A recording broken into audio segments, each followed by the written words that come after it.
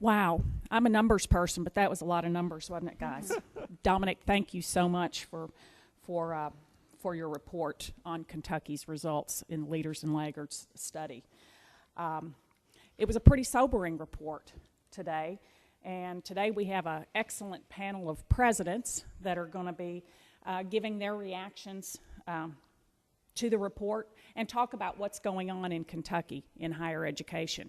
The Kentucky Chamber has long been very interested in post-secondary education. In 2007, I, along with many of you, were part of the task force that looked at Kentucky education reform 10 years after the act was passed.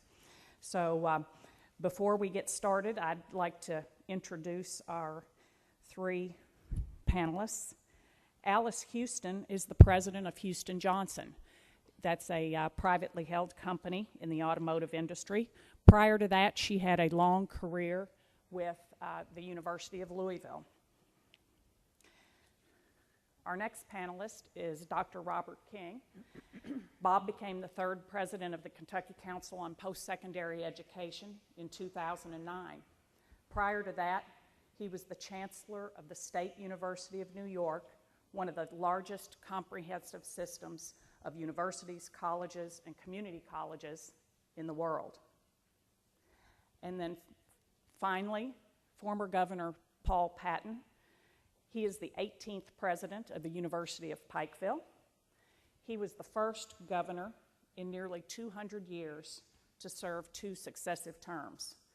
He was known as the education governor, and he was in office and fought for and got passed the Kentucky Education Reform Act.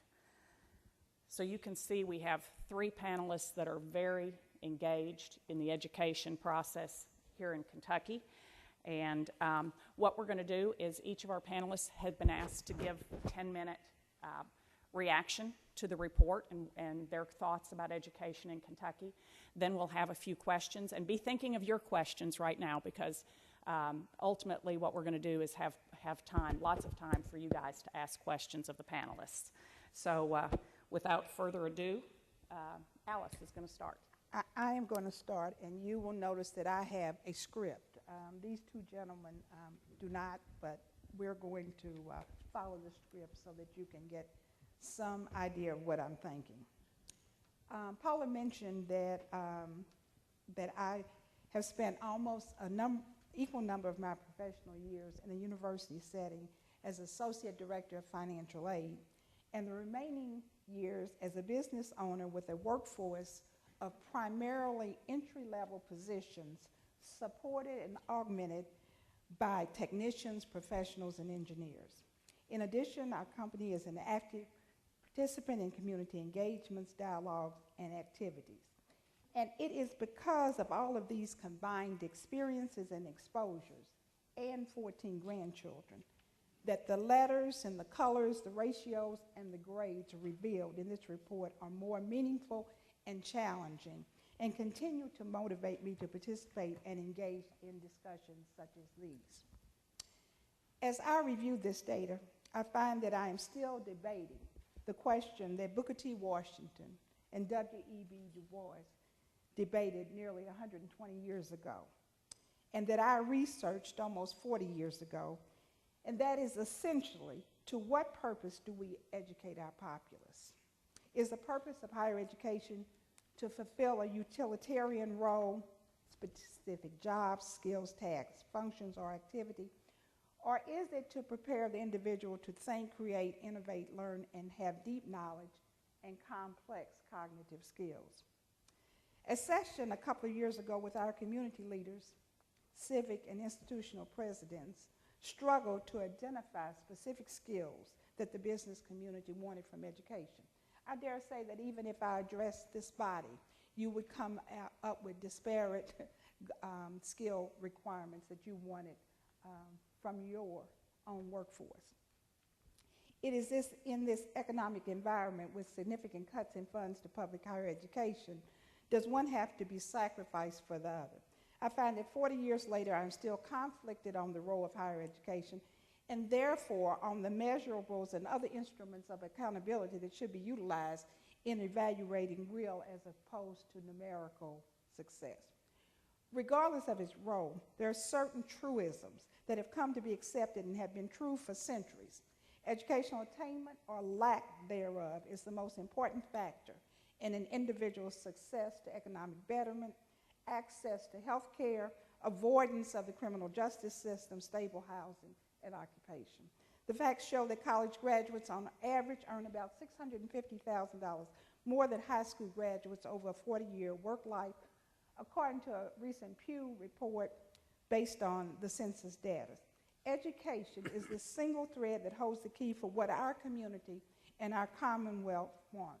Jobs, strong businesses, a talented workforce, innovation, healthy and safe communities, and thriving families, however you define the family.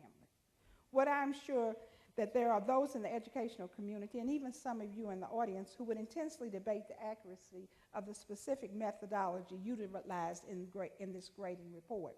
I would not encourage us to spend our time, resources, and energy in doing so. Their methodology and criteria is clearly laid out under separate cover and online. I believe that the most important thing that we can do is understand the factors which influenced our grading and use this data as a baseline, and over time, if done again, improvement will be measured against this benchmark, regardless of the accuracy of the initial data. You may be aware that much of the success that Louisville has made in establishing our 55K initiative is because of data that was initially presented by the Greater Louisville Project and became the data used by the community to gauge our competitiveness against selected U.S. cities. The acceptance of the data was an important factor in our ability to utilize the data to galvanize the community and design a remarkable initiative of a true public-private initiative. The second observation that I have is, given the methodology utilized and the information that has been gathered or trended, there were no real drop your jaw, as my mother used to say, surprises. Although there are some differences in the grades of our 4-year as opposed to our 2-year institution, which should be further analyzed and explored.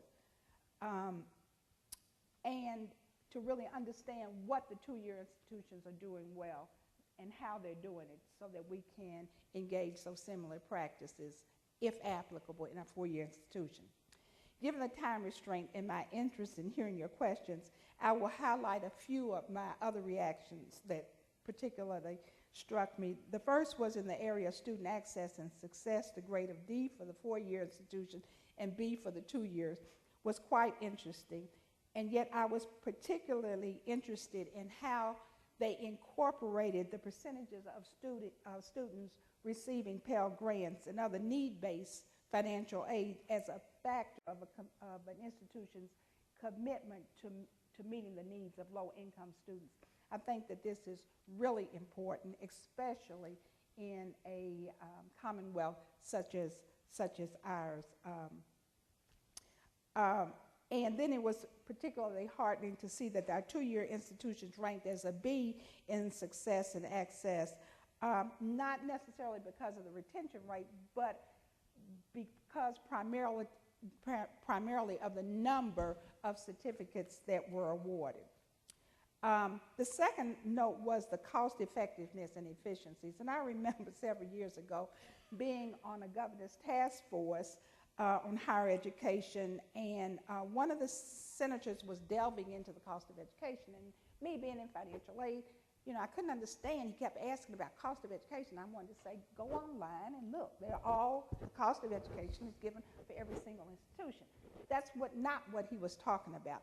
He was talking about the actual cost as opposed to actual charge of education. And that was my first experience, and yet now cost of education, real cost of education, is becoming common in the educational, and that language and the need to assess what that cost is very real. Unfortunately, most institutions, despite the fact that they have renowned business schools, do not have the tools or have not invested the time and energy in really investigating what the real cost of education.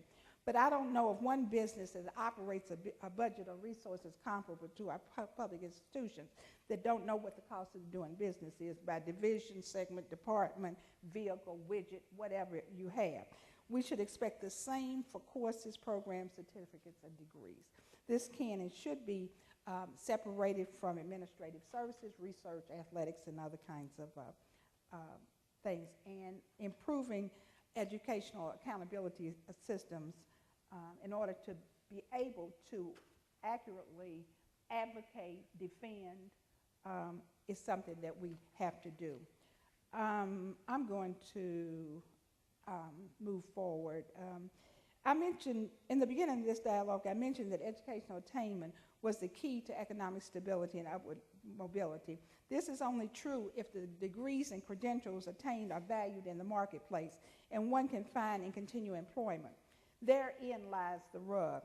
Businesses are crying that they do not have workers that have the skills that are needed.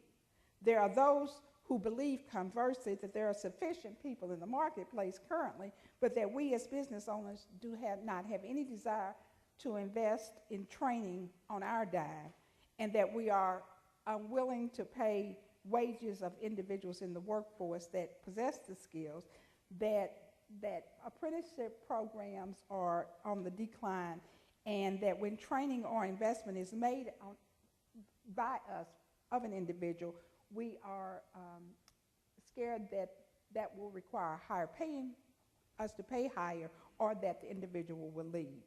Businesses ultimately want workers who are ready to perform. Thus, the report warns post-secondary credentials with little labor market value will produce neither the personal benefits, the higher wages, the healthier and safer communities, nor the mobility that we expect. The dangers of unfulfilled personal and societal expectations is a real concern as we navigate the optimum balance between labor force and labor needs. Again, Louisville is fortunate. Under the Business Leadership for Education Forum, with funding from the William and Flora Hewitt Foundation to participate in a program to develop a plan to identify strategies for business communities across the nation to ensure that the 21st century workforce are integrated into student learning. And I'm particularly happy that this afternoon we're going to have a whole panel, a discussion on workforce development, as this was one of the areas in the report that I found that I had a lot of questions about and felt somewhat deficient that it explored that. Transparency and accountability. We talked about, Dominic gave us different methodologies that we could improve in this area by providing better consumer information, and this is probably easier for us to address as a Commonwealth than the labor market outcomes. Finally, one of the most interesting sections to me personally was the discussion on the public policy environment. In this arena, the states have the power to set performance goals, hold institutions accountable, the power of the purse, and ensure that students can move credits from one public campus to another. States were graded on whether they had stated goals for higher education, which we did, whether funding was based on outcomes rather than enrollment, and whether they articulate a policy that facilitates the transfer of credits. Kentucky received high marks for having a common course numbering system and policies requiring institutions to accept credits earned at other public institutions in the state. And I have to say that I was not aware that we had made so much progress in the transferability of credits, but I'm delighted as that this was one of the significant inhibitors which has been discussed for years and is considered a vital and viable manner to encourage students to complete their degrees. The outcome-based funding, we did not receive any credit for that because obviously our system does not consider this as a funding strategy. Interestingly enough, Ohio, Tennessee, and Indiana all are linking a portion of their appropriations to student outcomes rather than just enrollment. And finally, innovation, openness to provide, as you heard Dominique talk about that, and we scored an F. And when I looked at that, I was appalled, distressed, because it was really the only category in which we had received an F. So I went to the appendix to see actually how they scored it. And much of the criteria was based and tied to the online delivery programs in which we scored a B. The F was in the area of the ease or difficulty with which we as a state allow providers to offer their online services, as assessed by whether they were regulatory barriers to cross-border post-secondary providers. The less the barriers, the higher the score. The more the barriers, the lower your score. And as valuable as I feel online access to our student population, I'm not yet convinced that we want an A in this area right now. In delving into this category a little further, I actually assessed their appendix, which delineated how specific items were valued. In this category, 3 were reviewed. Regulatory restrictions. I mean, when did the state come in to actually evaluate and have authority over a course or an offering? Do we want anybody to come in? I don't think so. Based on the institutional activities that require state oversight. And so it went to whether they had no bricks or mortars, to whether they offered any courses in an area.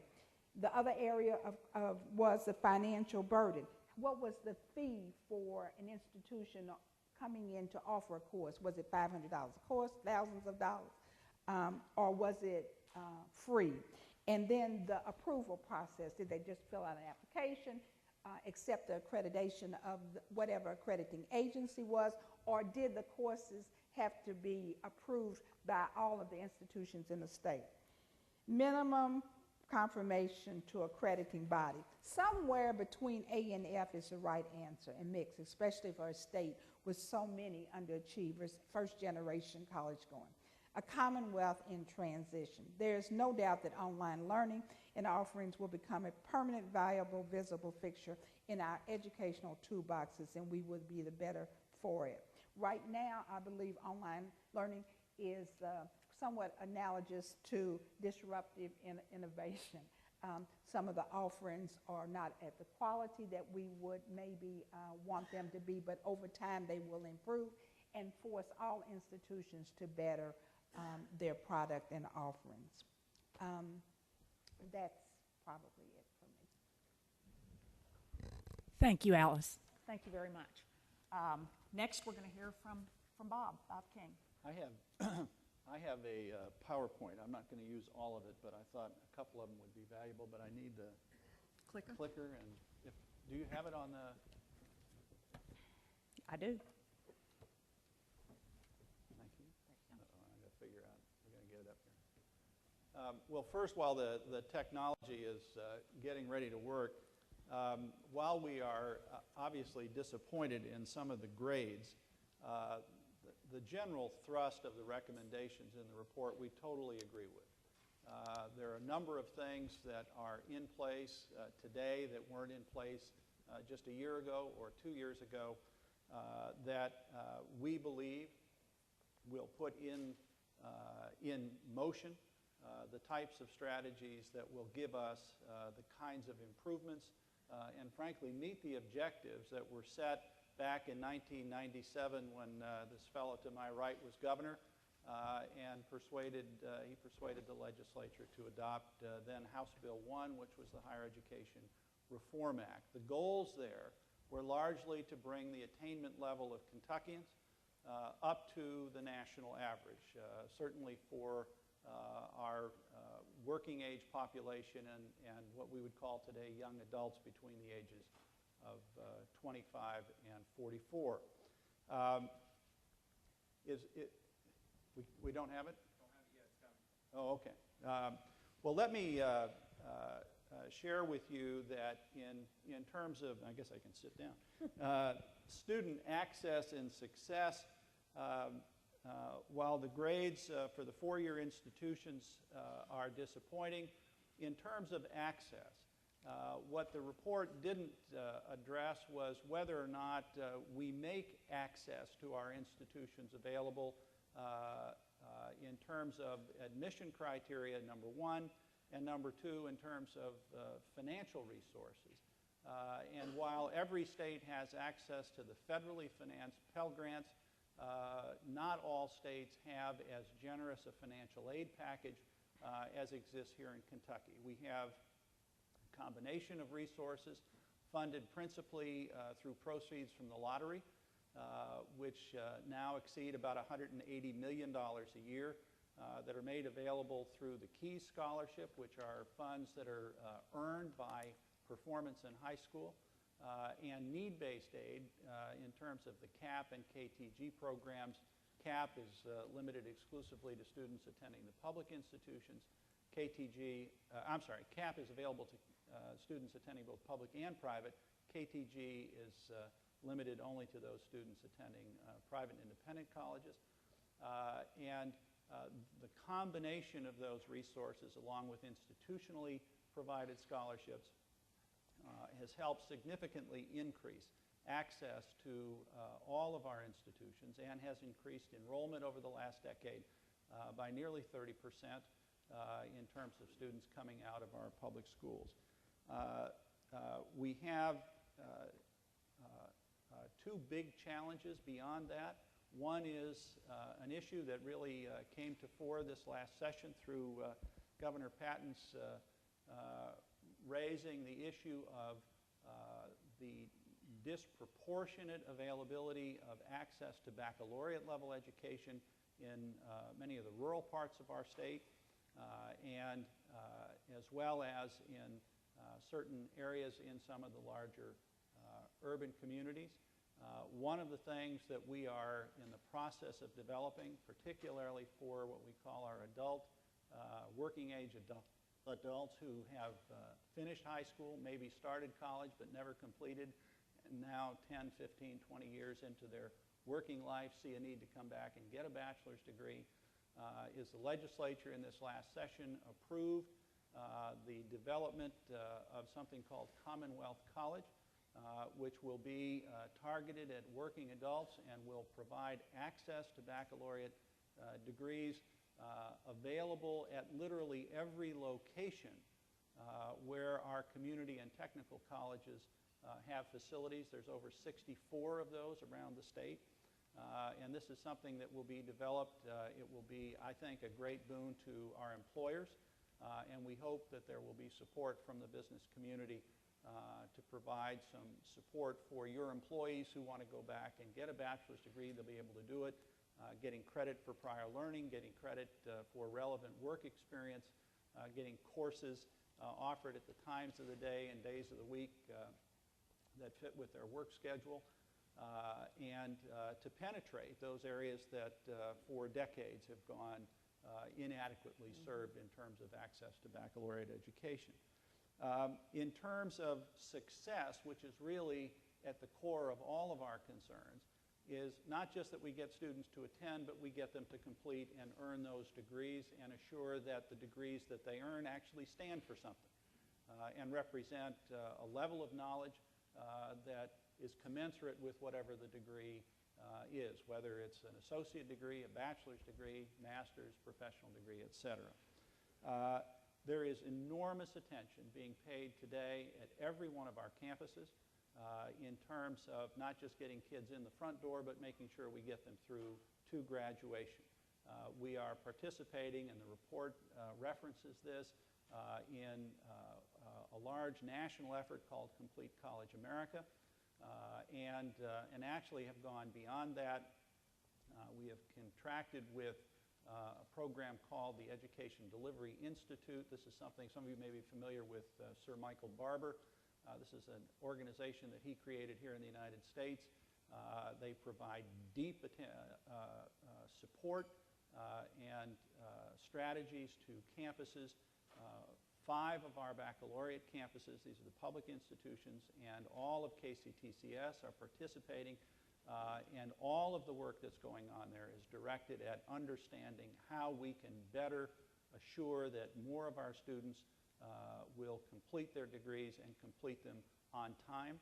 The things that tend to interfere with that range from financial issues to academic issues to personal and family issues to, frankly, sometimes just the immaturity of students and the need for more intrusive advising and supportive attention from the campuses to our students. And by understanding these things and then applying some relatively simple and not very expensive resources, we can get more kids to finish their degrees.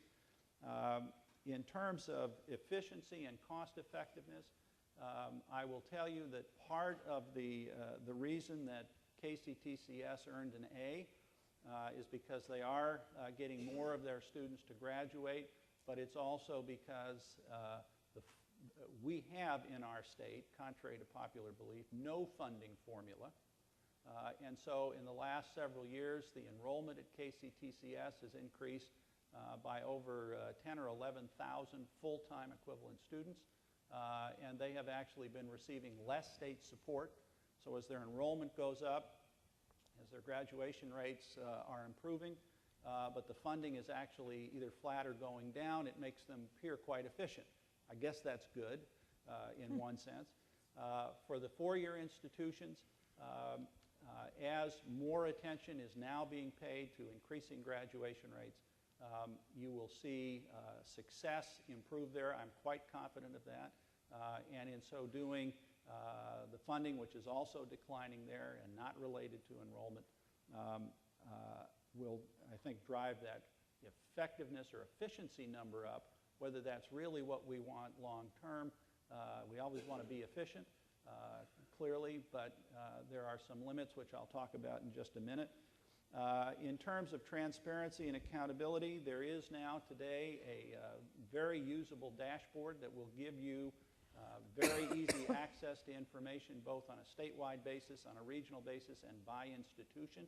And it covers everything from credentials produced, graduation rates, closing achievement gaps, and a whole range of other pieces of information that we think are critical to monitoring and understanding how campuses are performing. In terms of this last issue that Alice was kind enough to mention, in terms of the grade upon which we received an F, the title for that was a little bit disturbing. It said innovation and openness to whatever it was. Well, in terms of innovation, our institutions, I think, are quite open to new ways of delivering instruction, new ways of delivering employee benefits, new ways of delivering energy and conserving it. And there are a number of programs that are currently underway. Oh, here we go. That are driving innovation in addition to the expanded use of online resources.